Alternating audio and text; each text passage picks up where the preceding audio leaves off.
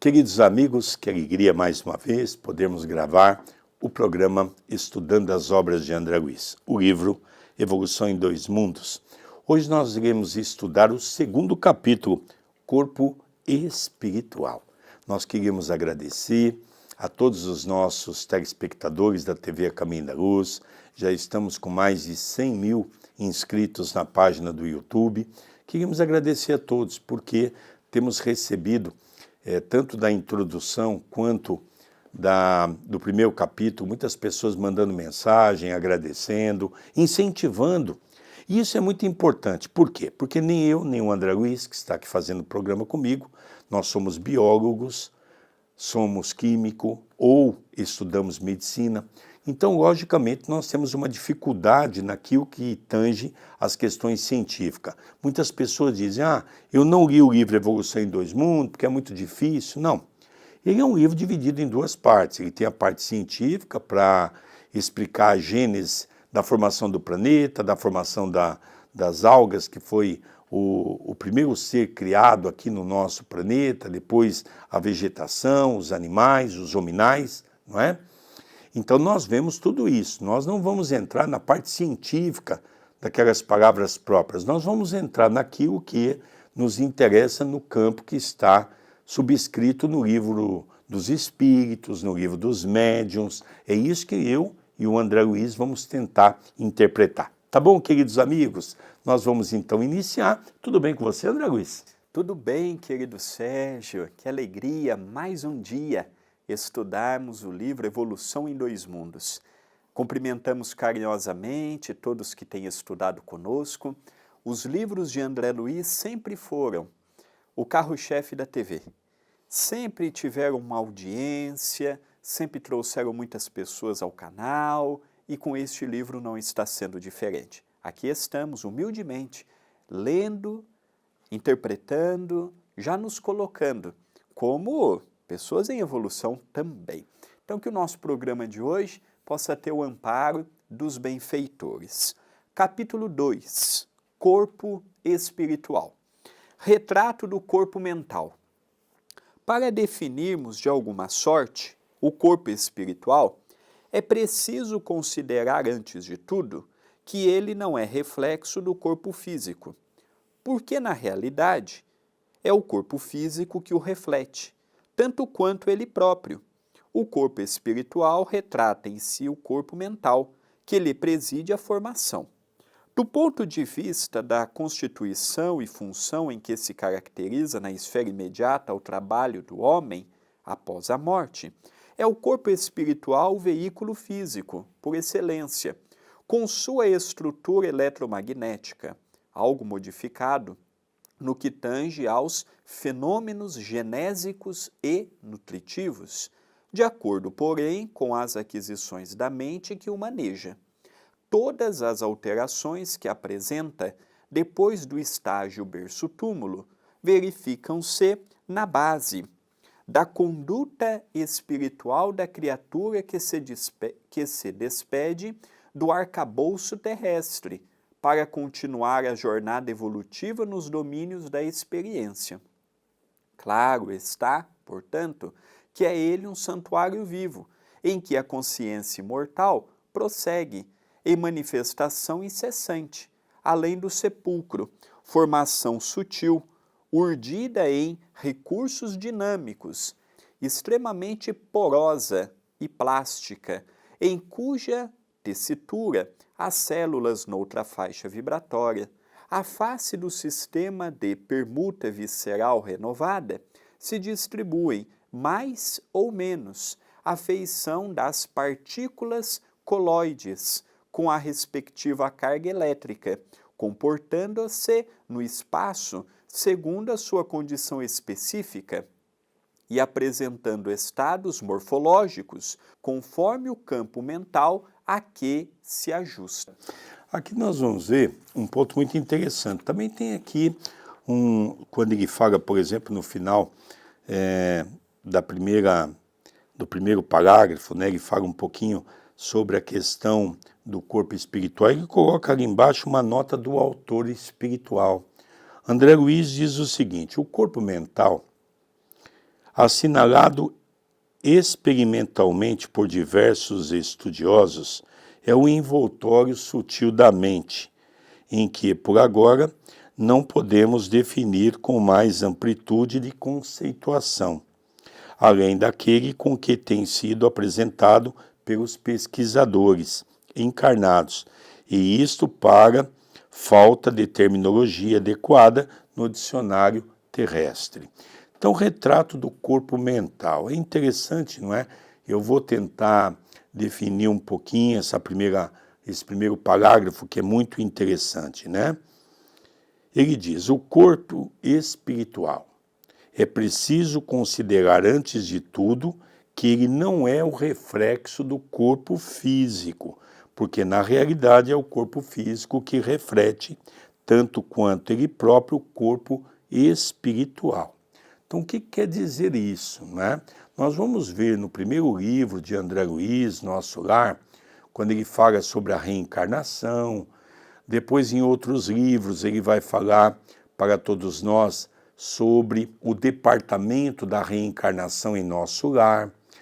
Ali ele vai, num dos livros, falar sobre a reencarnação de Sigismundo, a preparação, que são vários espíritos que compõem, como se fosse, ele diz, um departamento de engenharia, com várias pessoas trabalhando numa prancheta, para identificar como vai ser aquele corpo, dentro das necessidades reencarnatórias que aquela pessoa vai ter que passar. Aproveito e convido os amigos a assistirem esse estudo do livro Missionários da Luz, o terceiro livro de André Luiz, que há vários anos eu e meu pai já estudamos e que está disponível aqui no canal. E aí então eles percebem que esse corpo é formulado dentro daquela necessidade para a preparação depois do perispírito, não é? Então, o perispírito que vai ser moldado ali e o corpo vai ser a forma também que vai ter o perispírito a forma do que vai ter o corpo, não é?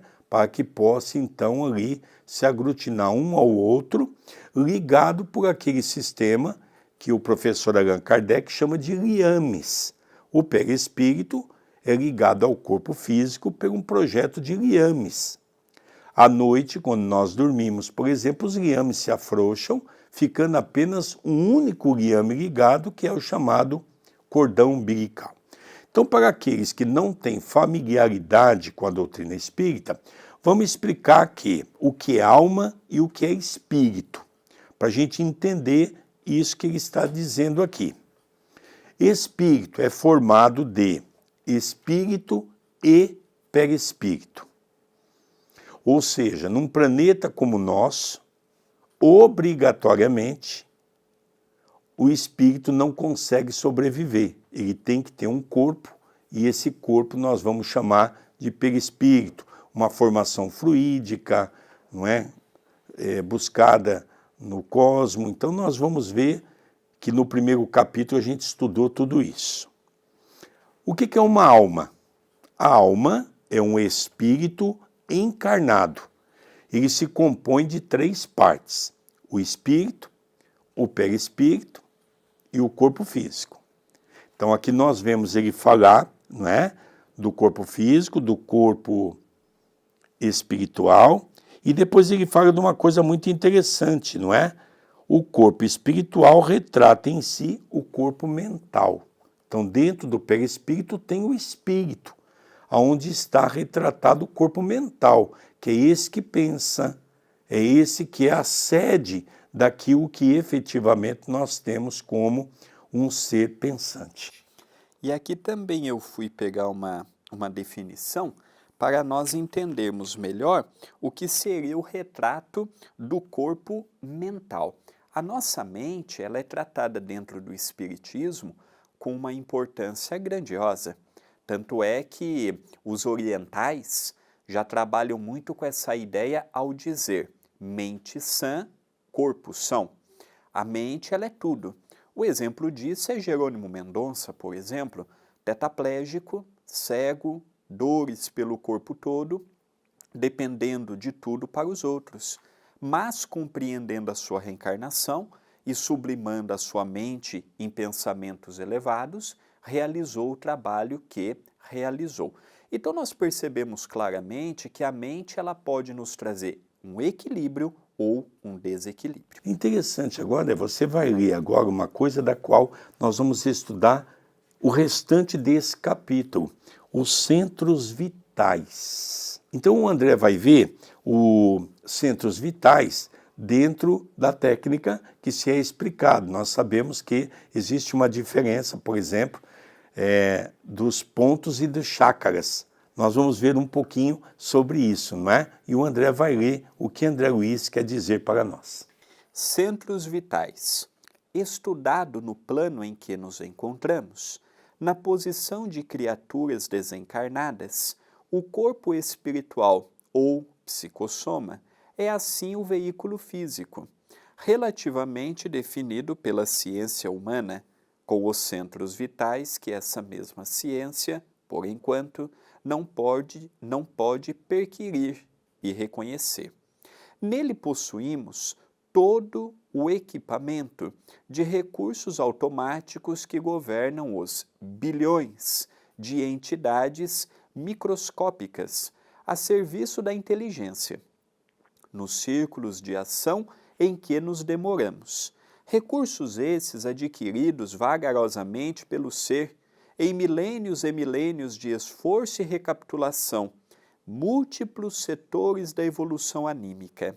É assim que, regendo a atividade funcional dos órgãos relacionados pela fisiologia terrena, nele identificamos o centro coronário, instalado na região central do cérebro, sede da mente, centro que assimila os estímulos do plano superior e orienta a forma, o movimento, a estabilidade, o metabolismo orgânico e a vida consciencial da alma encarnada ou desencarnada, nas cintas de aprendizado que lhe corresponde no abrigo planetário.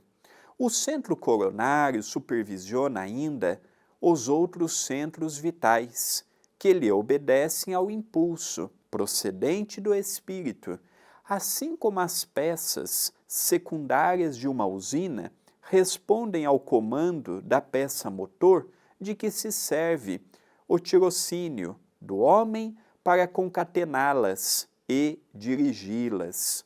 Desses centros secundários, entrelaçados no psicossoma e, consequentemente, no corpo físico, por redes plexiformes, destacamos o centro cerebral, contíguo ao coronário, com influência decisiva sobre os demais, governando o córtex encefálico na sustentação dos sentidos, marcando a atividade das glândulas endócrinas e administrando o sistema nervoso em toda a sua organização, coordenação, atividade e mecanismo.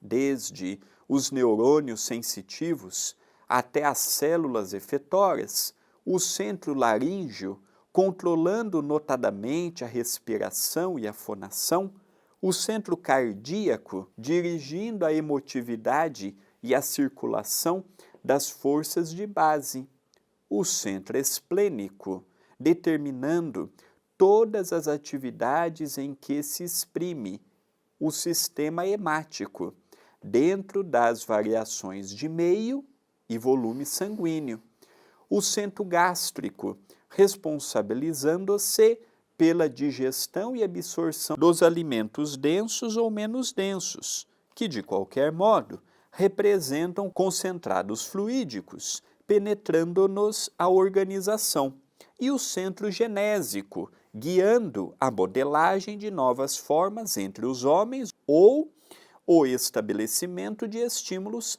criadores, com vistas ao trabalho, à associação e à realização entre as almas. O André vai dar uma definição para nós agora um pouquinho desses centros vitais, não é, que nós conhecemos. André Luiz trabalha muito com os centros vitais E ele vai mostrar um pouquinho cada um, começando ali pelo coronário, não é, os lobos frontais, depois nós vamos ver o laríngeo, e vai discriminando cada um para nós termos uma ideia.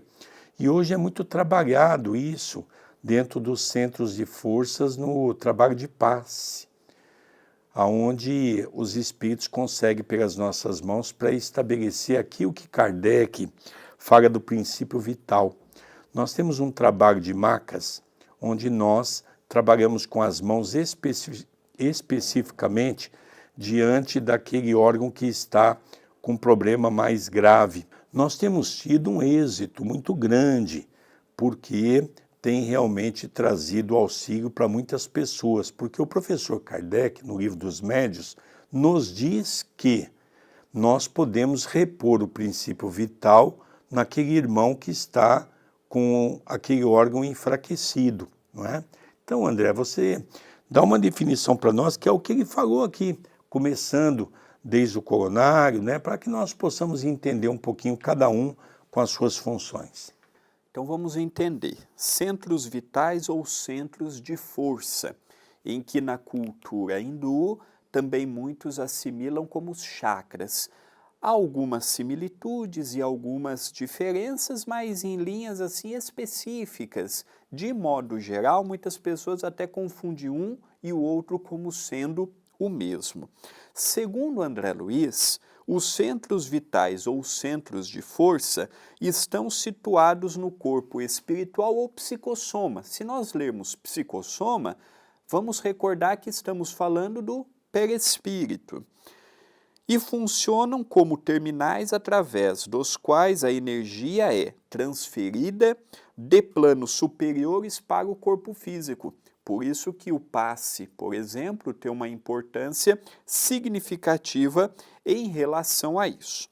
Funções dos centros vitais.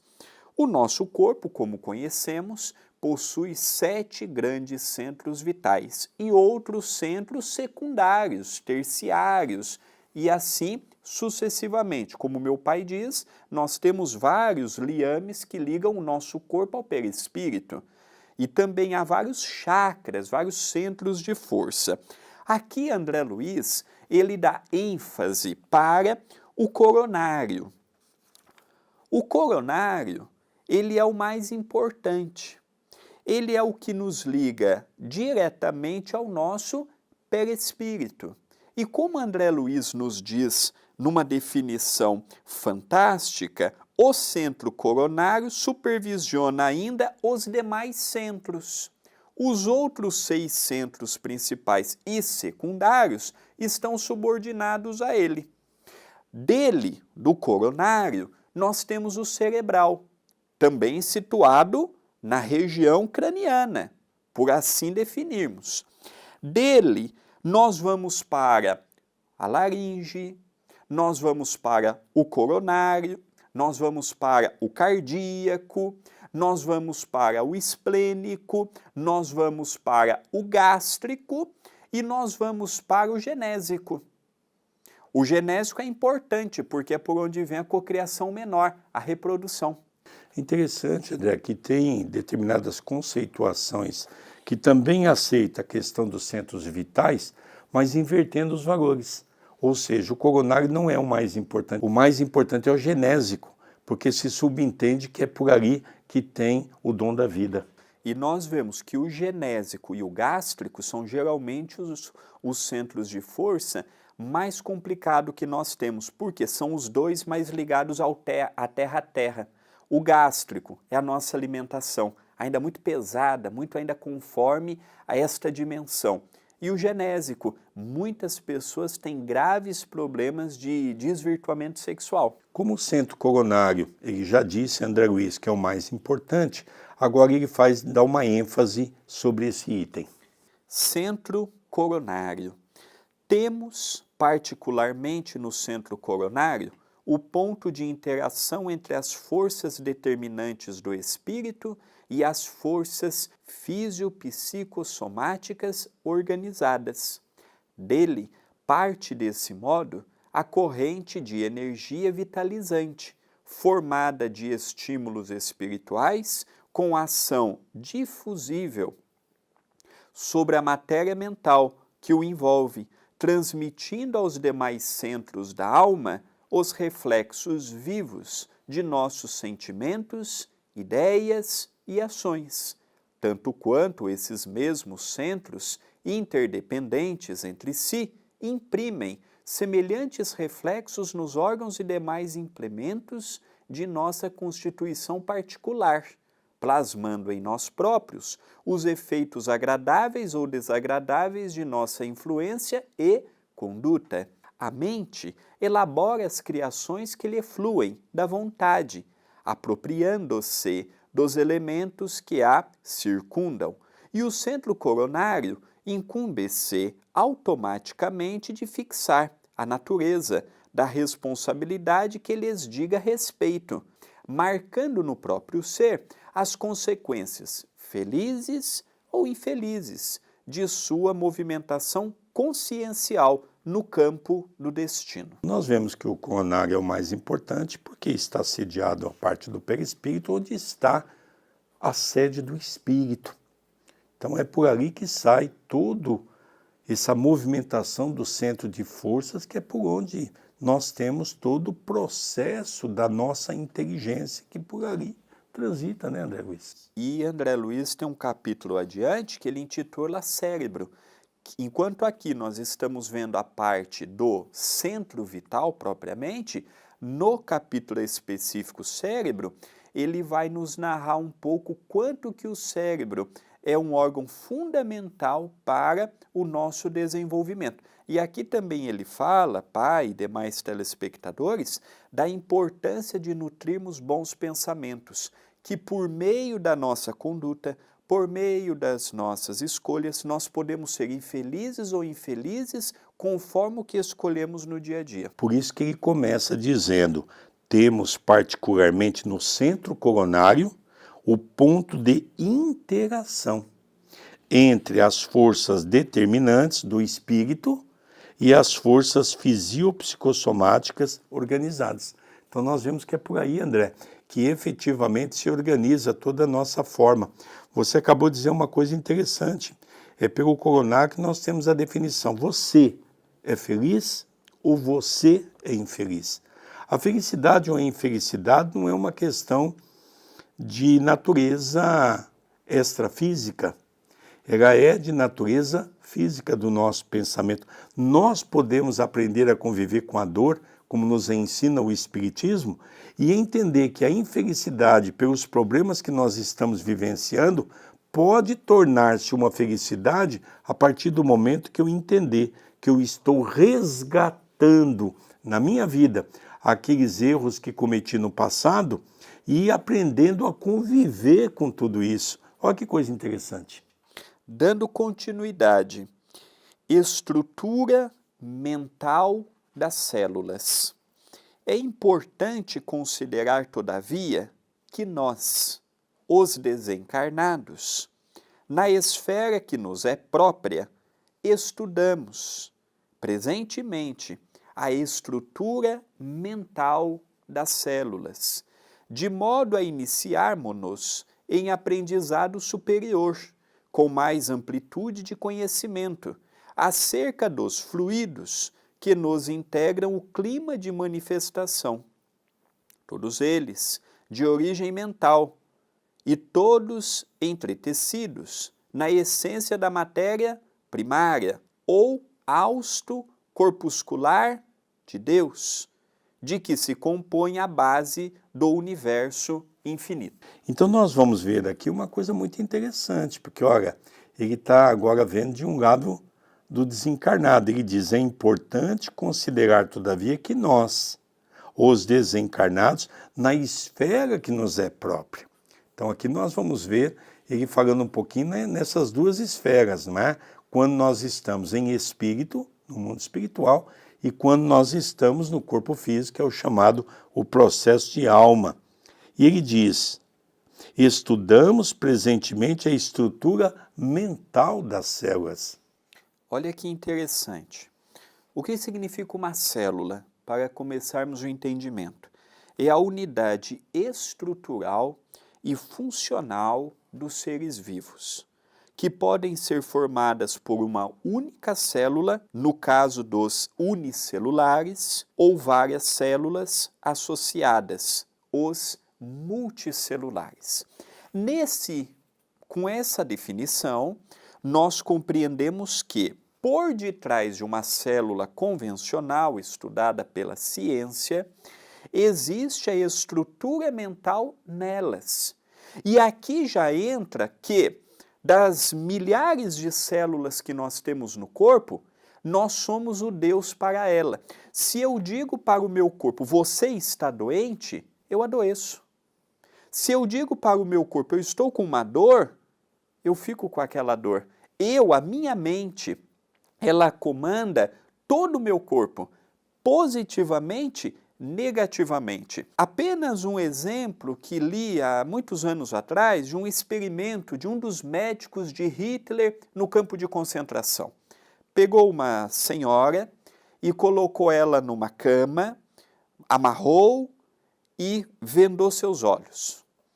Colocou o braço para baixo e pegou o gelo, que tem a semelhança de uma faca ao passarmos no corpo, dá aquela impressão de que cortamos uma parte do corpo, e foi passado nela, como se tivesse cortado o pulso dela, e o braço estendido, e colocou um contra-gotas, pingando. E ali o médico diz, olha, você foi cortada e você está sangrando. Daqui a pouco você vai morrer, vai esvaziar todo o sangue que você tem no seu corpo. E ela induziu intimamente que aquilo era verdade, e ela veio a desencarnar, sendo que ela não havia sido cortada e ela não estava perdendo seu sangue. Interessante, né? O último livro que você recebeu é do nosso irmão Jerônimo Mendonça, tem uma história também muito semelhante que você poderia contar do Jerônimo, que é a questão de que ele estava por um fio. É verdade. Jerônimo, tetraplégico, dificuldades imensas, pareceu uma hemorragia, em que Jerônimo, por várias vezes, o médico deu a ele atestado de óbito. Olha, Jerônimo, esse é seu último dia de vida, é sua última semana. Várias vezes ele foi desenganado pela medicina. E aí ele, numa dessas vezes, como sua última vontade, foi ver o Chico. Ele trabalhou ao lado do Chico aquela noite. E aí o Chico, depois dos trabalhos, foi, e aí, Jerônimo, como você está? Ah, Chico, eu estou por um fio. E o Chico, bem-humorado, falou, ah, Jerônimo, benditos são os fios. Tem fio de nylon, fio de cobre, fio de lã. Trabalha, meu filho, que o fio engrossa. O seu problema, Jerônimo, é que você está com a dor do coitadinho. As pessoas te veem inválido, te vê tetraplégico e pensam assim, olha que inválido, não serve para nada. Porém, meu filho, de coitadinho você não tem nada. Então nós vamos dar agora continuidade, nós vamos ver um pouquinho os centros vitais e células, já que nós tivemos uma definição do que vem a ser as células, não é? Continua André Luiz, centros vitais e células. São os centros vitais fulcros energéticos que, sob a direção automática da alma, imprimem às células a especialização extrema, pela qual o homem possui no corpo denso e detemos todos no corpo espiritual, em recursos equivalentes às células que produzem fosfato e carbonato de cálcio para a construção dos ossos, as que se distendem para a recobertura do intestino, as que desempenham complexas funções químicas no fígado, as que se transformam em filtros do sangue na intimidade dos rins, e outras tantos que se ocupam do fabrico de substâncias indispensáveis à conservação e defesa da vida nas glândulas, nos tecidos e nos órgãos, que nos constitui o cosmo vivo de manifestação.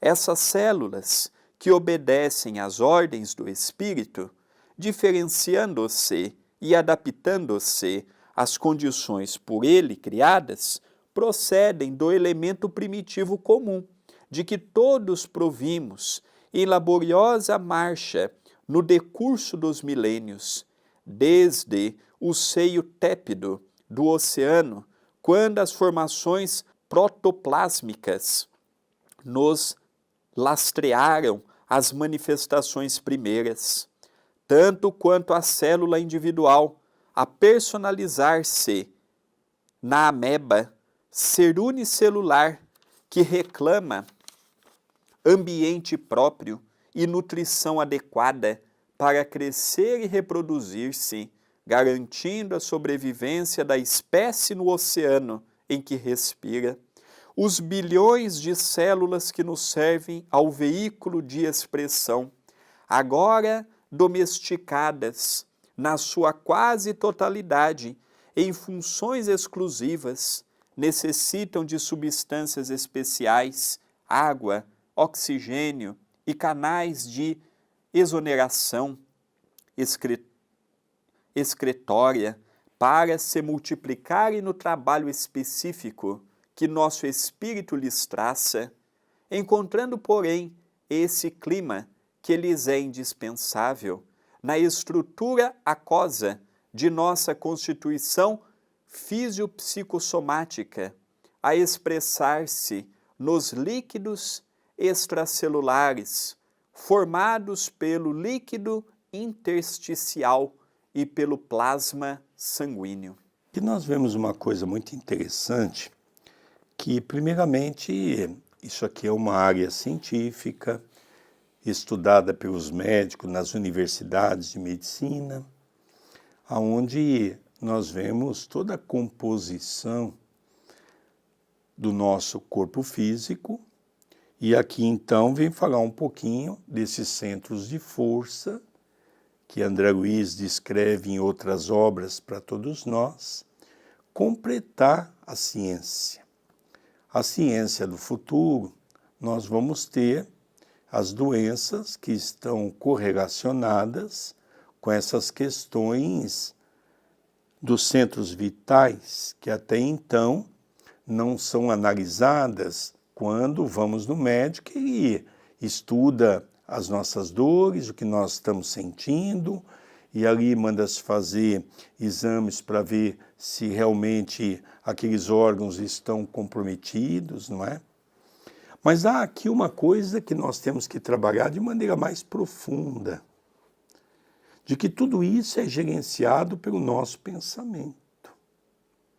Nós podemos administrar as nossas doenças. E sobre isso, eu gostaria até de dar um testemunho, por ter algumas doenças chamadas doenças crônicas. O que é uma doença crônica? É aquela que não se tem cura, não é? Eu consigo administrar perfeitamente com os remédios e com o poder da mente. Porque a nossa mente positiva, se você colocar na sua cabeça que você está doente e que você não está bem, e você entrar nesse processo negativo, é lógico que o quadro vai se agravar.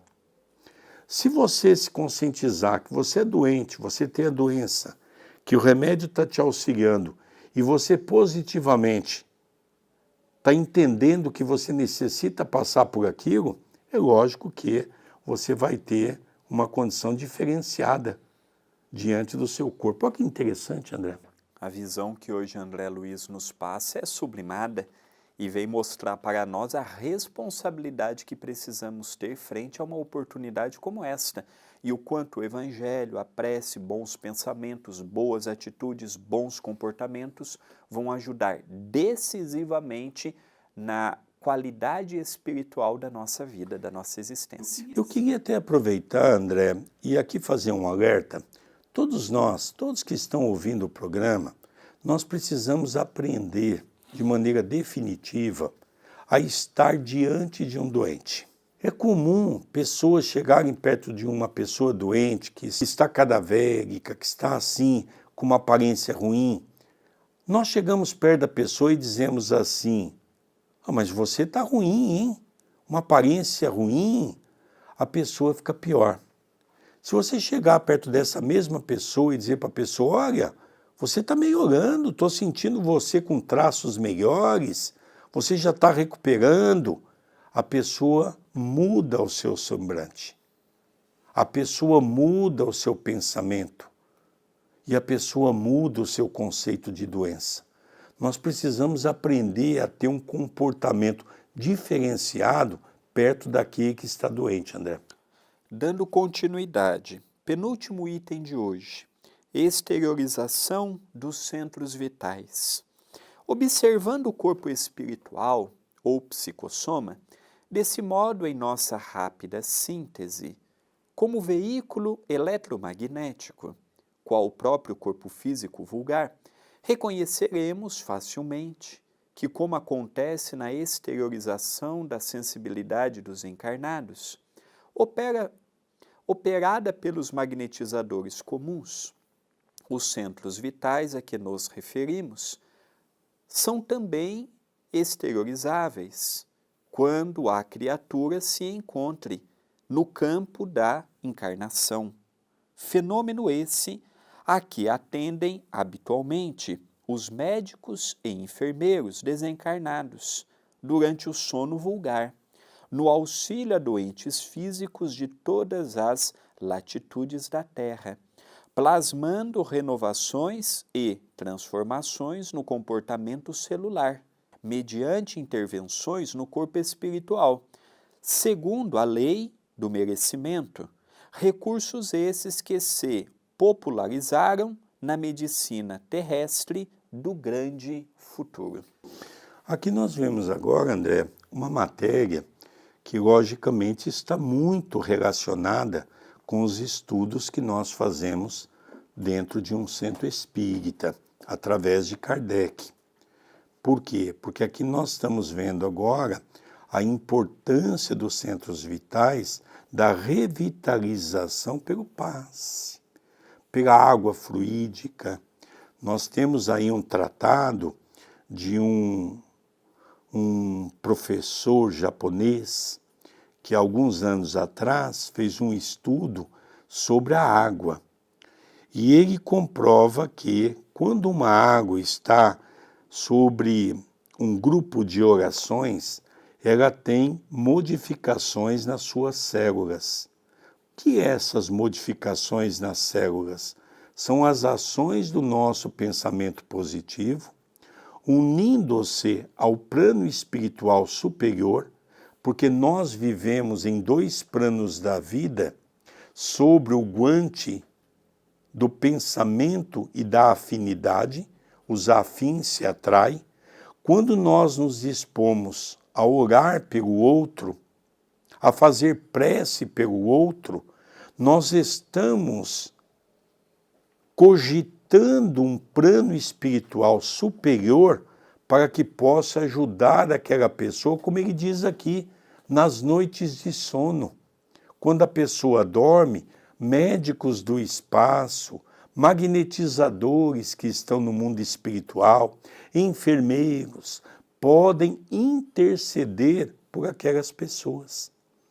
Então a medicina, que hoje nós conhecemos, a chamada medicina tradicional, ela é muito limitada, porque a medicina do futuro será a medicina tradicional e espiritual, a medicina envolvendo os dois planos, envolvendo a prece, envolvendo a água fluidificada. Mesmo dentro das casas espíritas, eu sempre oriento, quando as casas me pedem orientação, por exemplo, é comum, você toma um passe, aí as pessoas saem, tem aquele monte de copos de água em cima da mesa. A pessoa sai da sala de passe ou dentro da própria sala de passe, pega qualquer um daqueles copos. Eu digo, gente, existe um equívoco nisso. É a mesma coisa eu ir na farmácia e dizer para a pessoa, eu não estou bem, eu estou doente. O farmacêutico me pergunta, mas que remédio você quer tomar? Me dá qualquer um. Nós temos que ter uma organização de uma mesa dentro da sala de passe. Se nós temos 10 passistas, colocarmos uma bandeja com 10 copos, já mentalizando cada copo daquele para que pessoa vai, a pessoa que vai distribuir a água, para que os benfeitores espirituais possam colocar o remédio que aquela pessoa necessita. Sabe por que nós agimos dessa maneira? Porque nós não damos muito valor no passe. Nós não damos muito valor na água fluidificada. E aqui André Luiz vem dizer a importância desses tratamentos. Tratamento esse que Jesus cansou de fazer quando esteve em nossos meios. Ele curou um cego de Jericó, um cego de nascença, cuspindo, usando do seu guspe, sobre uma areia. Ele aquilo mexeu aquela areia, colocou nos olhos do cego. Tinha ali numa praça, perto, tinha ali uma pequena água, um chafariz. Jesus pede para ele lavar o rosto, e quando ele abre os olhos, ele começou a enxergar. É a nossa energia em ação. Ah, Sérgio, mas isso foi Jesus. Mas quando Pedro pergunta ao mestre, Senhor, nós poderemos fazer isso que tu fazes? E Jesus diz, Pedro, podereis fazer tudo o que eu faço e muito mais. O último item de hoje, corpo espiritual depois da morte. Em suma, o psicossoma é ainda corpo de duração variável, segundo o equilíbrio emotivo e o avanço cultural daqueles que o governam, além do carro fisiológico, apresentando algumas transformações fundamentais depois da morte carnal, principalmente no centro gástrico, pela diferenciação dos alimentos de que se provê, e no centro genésico, quando há sublimação do amor, na comunhão das almas, que se reúnem no matrimônio divino das próprias forças, gerando novas fórmulas de aperfeiçoamento e progresso para o reino do Espírito. Esse corpo que evolve e se aprimora nas experiências de ação e reação, nos planos terrestre e nas regiões espirituais, que lhes são fronteiriças, é suscetível de sofrer alterações múltiplas, com alicerces na adinamia, proveniente da nossa queda mental no remorso, ou na hiperdinamia, imposta pelos delírios da imaginação, a se responsabilizarem por disfunções inúmeras da alma, nascidas do estado de hipo e hipertensão, no movimento circulatório das forças que lhe mantém o organismo sutil. E pode também desgastar-se na esfera imediata, a esfera física, para nela se refazer pelo renascimento, segundo o molde mental pré-existente, ou ainda restringir-se a fim de se reconstituir de novo no vaso uterino para a recapitulação dos ensinamentos e experiências de que se mostre necessitado, de acordo com as falhas da consciência perante a lei. Outros aspectos do psicossoma examinaremos quando as circunstâncias nos induzam a apreciar-lhe o comportamento nas regiões espirituais vizinhas da Terra, dentro das sociedades afins, em que as almas se reúnem conforme os ideais e as tarefas nobres que abraçam, ou segundo as culpas dilacerantes ou tendências inferiores em que se sintonizam, geralmente preparando novos eventos alusivos às necessidades e problemas que lhes são peculiares nos domínios da reencarnação imprescindível. Mensagem recebida por Chico Xavier em Pedro Leopoldo, 19 de janeiro de 1958. Então aqui nós estamos vendo uma coisa muito interessante, não é? Corpo espiritual depois da morte. André Luiz vem descrever que cada um de nós levamos após a nossa morte física, dentro do psicossomático, que é o corpo perispiritual, a forma que nós plasmamos esse corpo perispiritual enquanto estávamos aqui. Se nós tivermos um pensamento negativo, um pensamento de doença, um pensamento sempre voltado para o mal, nós vamos levar um corpo perispiritual bastante comprometido para o mundo espiritual.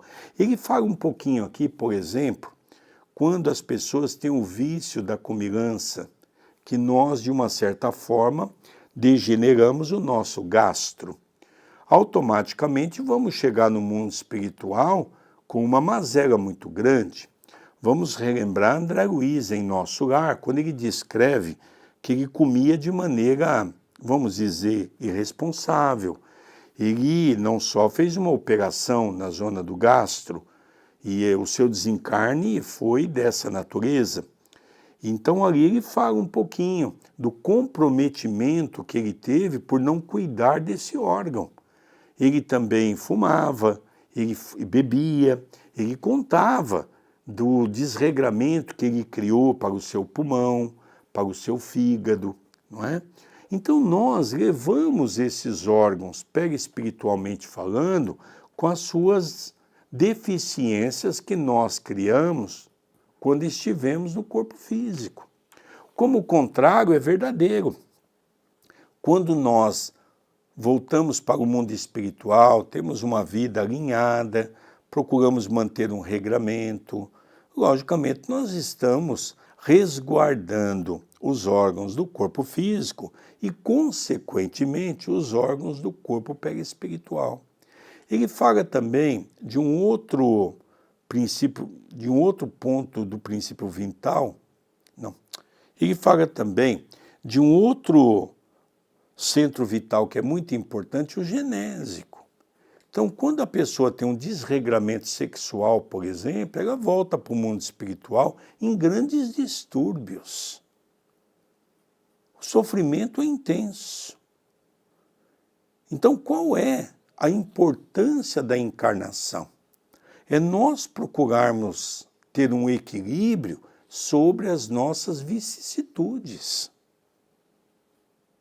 É isso pela qual nós aqui nos encontramos, com um corpo físico encarnado, ou seja, na condição de uma alma, o espírito encarnado, para que através do nosso esforço, da nossa dedicação, nós possamos alcançar esse privilégio de primar por aquilo que vai sobreviver depois da morte.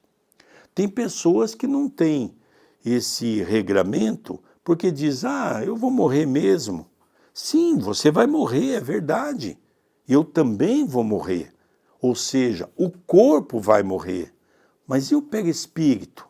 Como é que nós vamos deixar ele para sobreviver no mundo espiritual? Essa é a pergunta, André, que nós temos que questionar em cima daquilo que André Luiz, com muita propriedade, nos trouxe nesse capítulo. Estamos encerrando o segundo capítulo do livro Evolução em Dois Mundos, em que agradecemos a TV A Caminho da Luz, o Centro Espírita Perdão, Amor e Caridade de Itapira, São Paulo, pela oportunidade que estão nos dando, lembrando que a página é monetizada e a sua ajuda auxilia diretamente nas 3 toneladas de comida que hoje realizamos. Dê o seu gostei, comente no vídeo, compartilhe, se torne membro do canal e se inscreva no canal habilitando as notificações. A sua participação, ela é muito importante. Não esqueça do gostei, hein? É muito importante para nós. Queridos amigos, nós vamos nos despedindo. Realmente eu estou muito feliz de todo esse estudo que nós estamos fazendo. Também, como você, estou aprendendo muito. Apesar de já ter lido esse livro várias vezes, cada vez que eu leio, eu entendo um pouquinho mais. E é assim que nós vamos compondo as nossas questões intelectuais para avançarmos nesse grande projeto evolutivo que Jesus tem para cada um de nós. vamos encerrando o programa estudando as obras de André Luiz, o livro Evolução em Dois Mundos. Até o próximo programa. Até o próximo programa.